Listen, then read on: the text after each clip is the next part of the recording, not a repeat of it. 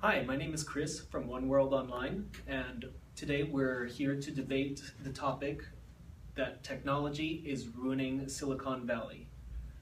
Jackie Norgord, one of the content managers here, will be arguing for the affirmative side, and I'll be arguing for the negative side. So, without further ado, technology is ruining Silicon Valley. Agree or disagree? Well, I, for one, completely agree. Housing values and rents are going up in Silicon Valley, pushing out workers in any and all non-tech fields. Basically, if you don't work in high tech, you cannot afford to live in this area.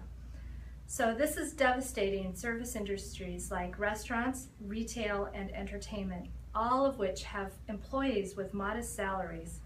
So now you can expect the price of dinner at your favorite restaurant to climb even higher. So on the opposing side, Silicon Valley is driving job growth, not just in the tech industry, but other industries as well, in restaurants and professional services. And one of the great things about technology firms is how they're enabling jobs not just in their own sector, but outside around the world as well, with applications like Uber and Grubhub, which are really allowing other people to be much more competitive and find work in non-traditional areas.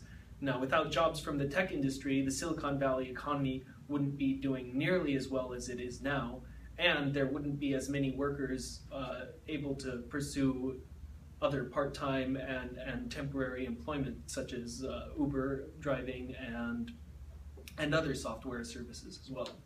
So my second reason is, rather than hiring state grads and workers and increasing training, companies hire workers from outside of the state because it's cheaper. Hence, local grads are struggling to find jobs of any kind.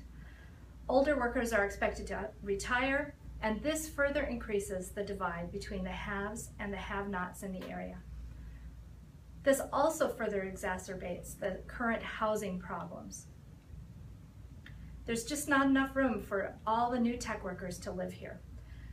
And hence, low-income workers and the elderly are being pushed out.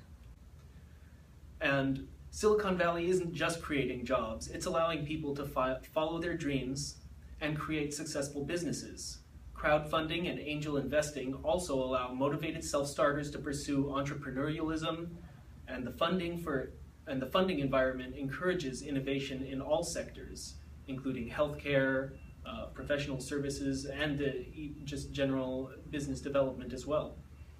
The barriers for people to pursue their dreams have dropped immensely, and with crowdfunding sites like Kickstarter and Indiegogo, there are more chances for new ideas to come to life. You just have to be willing to take that first big step. So since our last crash, donations for the arts are in decline. The arts were hit really hard in 2008, yet despite the improvement in the economy, private donations have stagnated. Add this to the massive cuts in public funding, and the arts are suffering badly. In Silicon Valley, where the economic recovery has arguably turned into another bubble, high-salaried workers have not seen the need to fund the arts the way their predecessors did.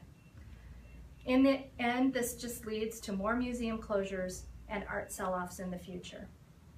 Finally, tech workers aren't all just software engineers and hardware junkies.